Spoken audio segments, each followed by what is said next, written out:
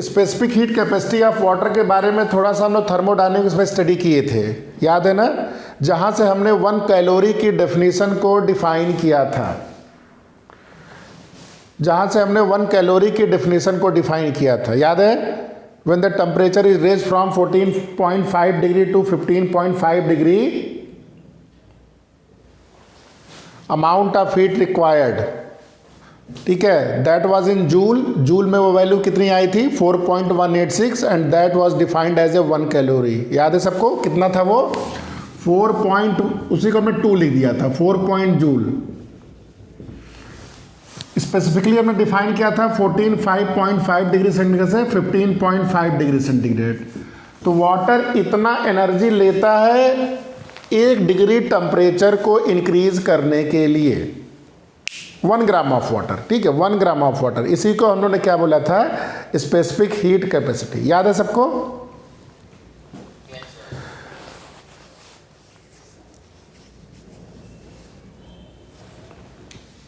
तो ये हमने रिकॉल कर लिया कि 1 ग्राम ऑफ वाटर का टेम्परेचर 1 डिग्री सेंटीग्रेड स्पेसिफिकली इस डिग्री में बढ़ाने पे इतना होता है। अब क्यों इसको फिर से हम लोग पढ़ रहे हैं, इसको इसलिए हम लोग को फिर से देखा जा रहा है क्योंकि अब हम now we have studied kinetic theory of gases. Kinetic theory of gases में हमने मॉलिक्यूलर का जो डिग्री ऑफ फ्रीडम है, याद है, हमने सबको स्टडी कर लिया है अच्छे से कि गैसेस में डिग्री ऑफ फ्रीडम कितने होते हैं, ट्रांसलेशनल है, रोटेशनल है। अब ये वाटर की बात हो रही है। वाटर कोई गैस नहीं है, वाटर एक लिक्विड है नॉर्मल टेम्परेचर पे, सभी जानते हैं। तो जो लिक्विड है तो इसको हम लोग अगर सॉलिड की तरह ट्रीट किया जाए, ध्यान दीजिए, अगर इसको हम लोग सॉलिड की तरह ट्रीट किया जाए तो इसमें कितने एटम होते हैं आप लोग को पता है, H2O। टोटल कितने एटम है यहाँ पे, 3 एटम्स हैं। तो क्या वाटर का मॉलिक्यूल गैस की तरह घूमता है ऐसे करके, नहीं घूम सकता है। मतलब इसको व्हाट वी आर सेइंग कि वाटर को हम लोग एक सॉलिड की तरह ट्रीट करेंगे, क्योंकि मैंने बोला था वाटर जो सॉलिड और जो लिक्विड होता है ये बहुत ही कंपेरेबल होता है। बस गैसेस में क्या होती है, इंटर एटॉमिक डिस्टेंसेस बहुत ज़्यादा होती है। तो यहाँ पे ना तो ट्रांसलेशनल होगा ना रोटेशनल होगा। Is it clear. अगर सॉलिड की तरह ट्रीट किया जाएगा तो इसके अंदर कौन सी एनर्जी बचेगी हमारे पास, इसके अंदर जो एनर्जी बचेगी वो तुम्हारा केवल बचेगा वाइब्रेशनल एनर्जी। याद है। तो इसके अंदर केवल आपकी कौन सी एनर्जी होगी, वाइब्रेशनल एनर्जी। तो यहां लिख लो, if we treat water as solid, it will have only vibration energy। याद है ना, vibration energy, it will have only vibration energy, केवल इसके अंदर वाइब्रेशन एनर्जी होगी। अब जब वाइब्रेशन एनर्जी थी तो उसमें 2 मोड थे, याद होगा सबको। मैंने बताया था कि जैसे कोई भी एटम जब तुम्हारा ये वाइब्रेट करता है तो इसमें आपका क्या था, इसमें आपका जैसे कोई स्प्रिंग होता है तुम्हारा, ठीक है, अपने मीन पोजीशन से इधर उधर आपका वाइब्रेट करता है। तो किसी भी पॉइंट पे इस पे 2 एनर्जी होती है, potential energy plus kinetic energy. याद है ना सबको। और हर एक का कंट्रीब्यूशन जो law of equipartition of energy थी, हाफ kBT होता है। तो ये आपका हाफ kBT हो गया, हाफ kBT, ये आपका हाफ kBT हो गया। इसका मतलब एक मोड में जो वाइब्रेशन की एनर्जी हो गई तुम्हारी kBT हो गई। ये तुम्हारा एक डायरेक्शन की बात हुई, ध्यान से सुनना। ये this is basically for one direction, for one direction लिख लो, for one direction, for one direction and for one molecule, one molecule एक डायरेक्शन में और एक मॉलिक्यूल के लिए PE plus KE, half kBT आपका kBT हो गया। तो ऐसे कितने डायरेक्शन होते हैं एक मॉलिक्यूल में, 3 डायरेक्शन होगा, X Y Z 3D की बात हो रही है। और ऐसे तुम्हारे कितने मॉलिक्यूल हैं, 3 मॉलिक्यूल हैं। तो यानी कि टोटल कितना हो जाएगा इसका एनर्जी, टोटल एनर्जी कितनी हो जाएगी, सबसे पहले मल्टीप्लाई करोगे 3 × kBT और इसको मल्टीप्लाई करोगे 3 मॉलिक्यूल से। केबीटी एक डायरेक्शन का हो गया, 3 डायरेक्शन का 3 हो गया, और उसको 3 से मल्टीप्लाई कर दिया गया तो 9 k B T. Is it clear till now? तो total energy of one molecule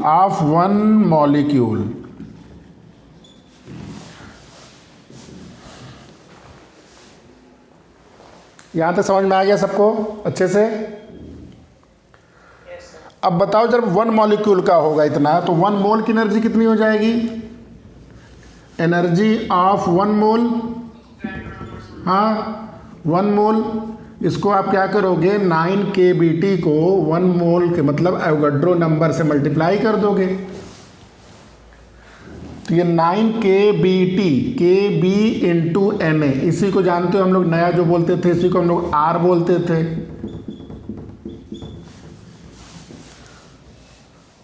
यही तुम्हारा एनर्जी जो U होता है इंटरनल एनर्जी। तो du बाई डी टी कितना हो जाएगा? du by D T internal energy में चेंज तुम्हारा 9R हो जाएगा। मतलब क्या हुआ कि 1 डिग्री बढ़ाने के लिए जो एनर्जी सप्लाई करनी पड़ेगी 9R। R की वैल्यू लगभग कितनी होती है? 8 पॉइंट समथिंग, 8.3। तो जरा बताओ वैल्यू कितनी आएगी? 9 इंटू 8.3 से मल्टीप्लाई करो कितनी आएगी? 74.7 लिख लो, जूल पर मोल पर डिग्री सेंटीग्रेड पर केल्विन।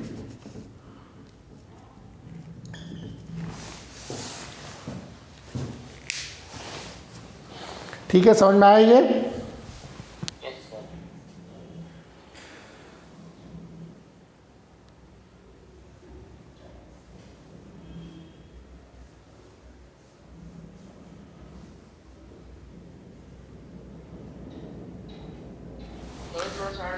हाँ, तो अगर तुम यहाँ पे जब ध्यान से देखो तो अगर ये तुम्हारा 1 ग्राम का था तो वाटर में 1 मोल में कितने ग्राम होते हैं? 18 ग्राम होता है। तो 18 इंटू 4 जा कितना होगा? 72।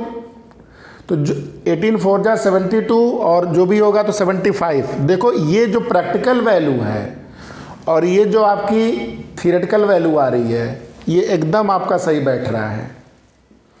क्लियर है? समझ में आया? देखो ये तो तुम्हारा, मैंने इसको थियोरेटिकली डेराइव किया है कितना जूल आना चाहिए 1 मोल के लिए, और ये हमारी वैल्यू जो मैंने बोला था कि थर्मोडायनेमिक्स में हमने इसको प्रैक्टिकली निकाला था 4.186। तो यहाँ पे अगर इसको 1 मोल के लिए, देखो ये 1 ग्राम की बात हुई थी, अगर इसको मैं पूछा कि 1 मोल की जरा बात बताओ तो 1 मोल में कितना ग्राम होता है? 18 ग्राम। तो 18 ग्राम के लिए एनर्जी कितनी देनी पड़ेगी? 18 इंटू 4.2, तो लगभग वो 75 जूल आएगा। तो जो एक्सपेरिमेंटल वैल्यू जो थ्योरेटिकल वैल्यू है both are in line, both are complementing each other. तो यानी कि जो अभी तक थियरी हम बैठा रहे हैं यहाँ पे, ठीक है, both are supporting to each other. समझ में आ गया ये?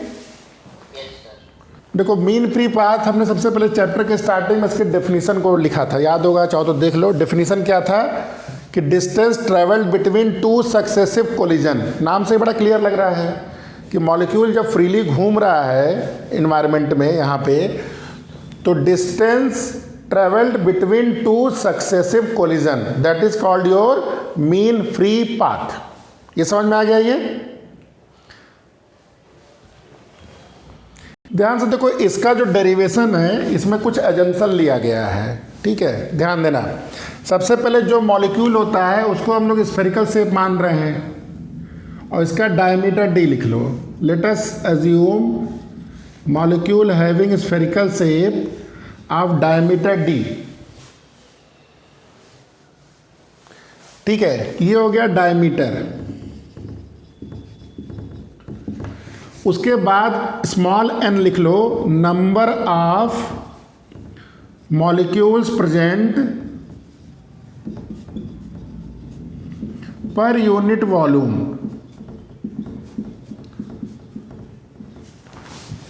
ठीक है, v लिख लो, v एवरेज स्पीड। देखो मॉलिक्यूल, सभी मॉलिक्यूल की अलग अलग स्पीड होती है, तो इसमें v जो लिखा गया है एवरेज स्पीड ऑफ मॉलिक्यूल।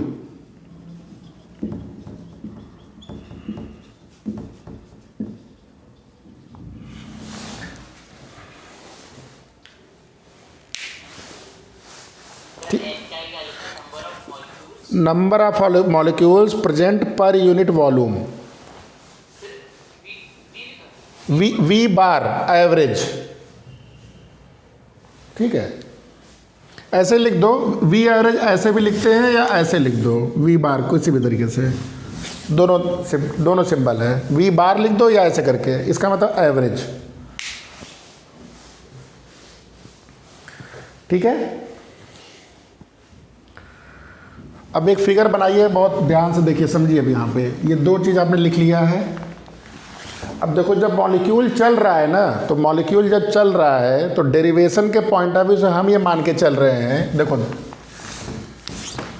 ये मॉलिक्यूल जब चल रहा है तो एक मॉलिक्यूल ये जब चलना शुरू किया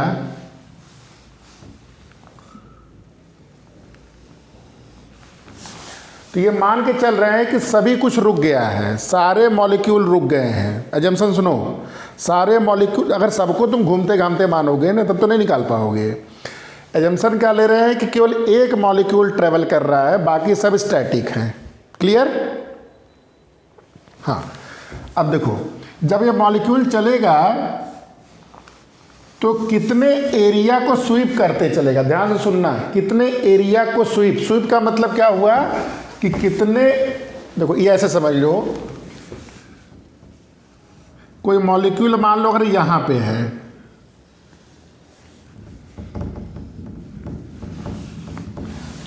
ठीक है, या कोई मॉलिक्यूल यहां पे है,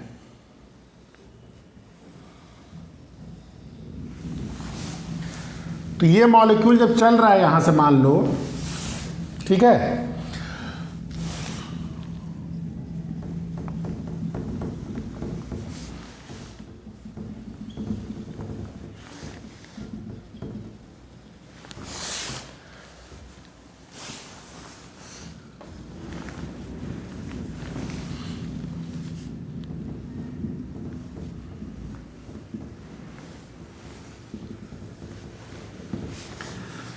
तो देखो यहां से लेके जो यहां तक का पार्ट है पूरा,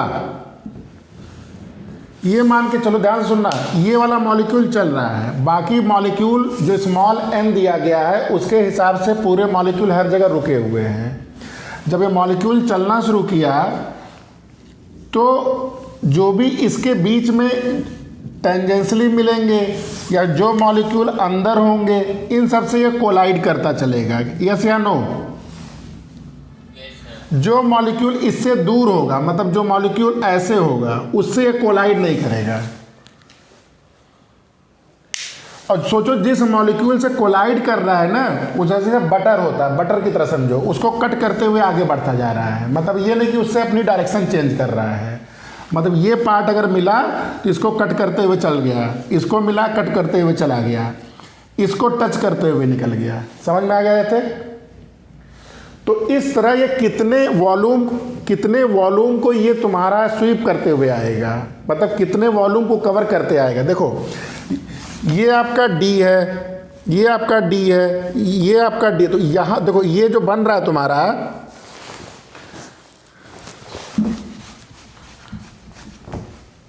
ये वाला मिटा दो।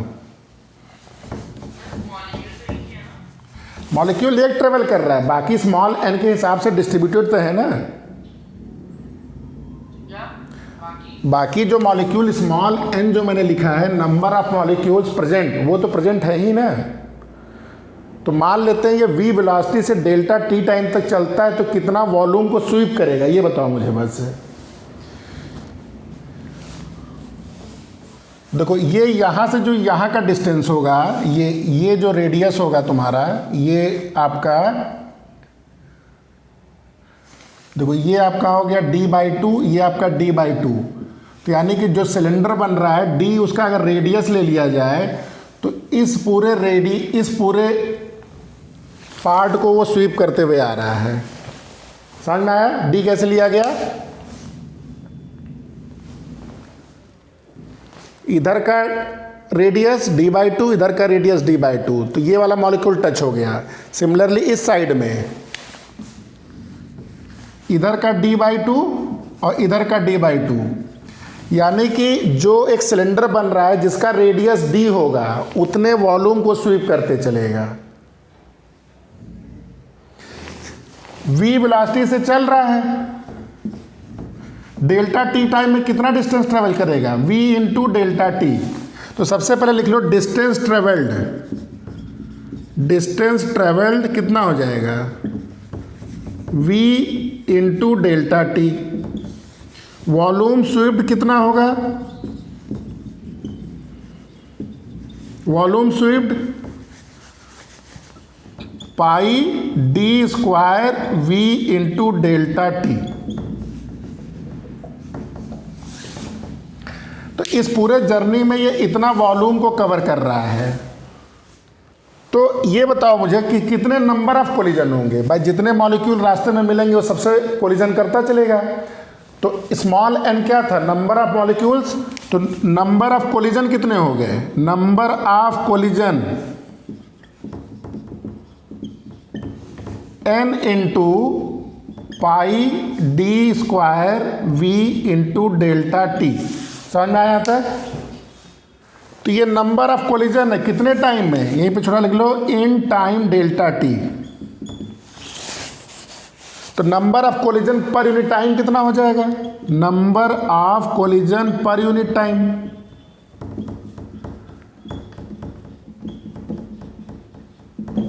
ये आपका हो जाएगा डेल्टा टी से डिवाइड कर दो n pi D square into we.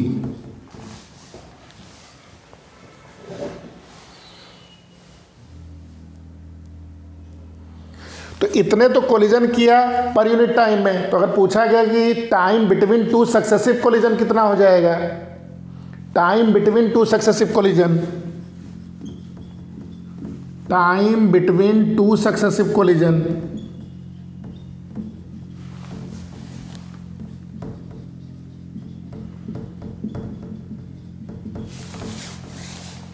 कितना होगा जरा बताओ। ठीक है, तो अगर ये 1000 टाइम्स कोलिजन इन 1 यूनिट टाइम, तो सक्सेसिव कोलिजन में जो टाइम लगेगा इसको जो रेसिप्रोकेट कर दोगे 1/n pi D square into V.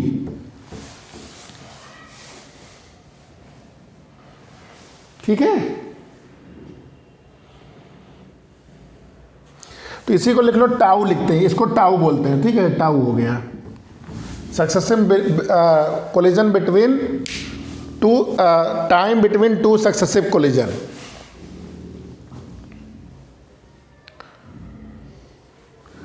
तो डिस्टेंस कितना हो जाएगा? मीन फ्री पाथ कितना हो जाएगा?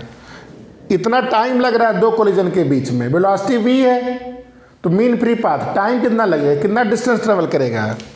तो distance travel between two successive collision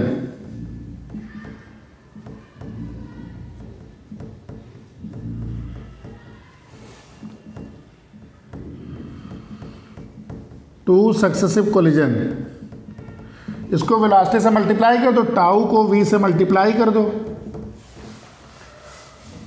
तो v कट जाएगा, क्या बचेगा? 1/n pi D square. ये फॉर्मूला इंपॉर्टेंट है बहुत। तो ये तो तुम्हारा थियोरेटिकल कॉन्सेप्ट है, लेकिन भाई देखो ऐसा होता तो नहीं सारे मॉलिक्यूल रुक जाएं। तो ये जो मीन फ्री पाथ आ रहा है हमारा, मीन फ्री पाथ ये जो आया है 1/n पाई डी स्क्वायर, जब इसको लेबोरेटरी में टेस्ट किया गया, मतलब एक्सपेरिमेंटली जब टेस्ट किया जाता है, तो ये जानते हो एक √2 एक्स्ट्रा आता है यहाँ पे, ये √2। तो जो L की वैल्यू हो गई 1/√2n पाई डी स्क्वायर, ये आपका मीन फ्री पाथ का फॉर्मूला हो गया।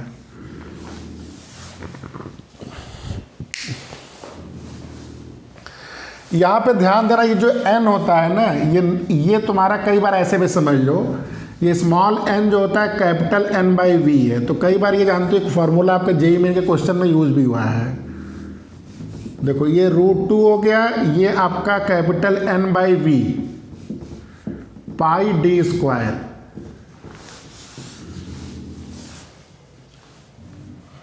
ठीक है, समझ में आ गया ये?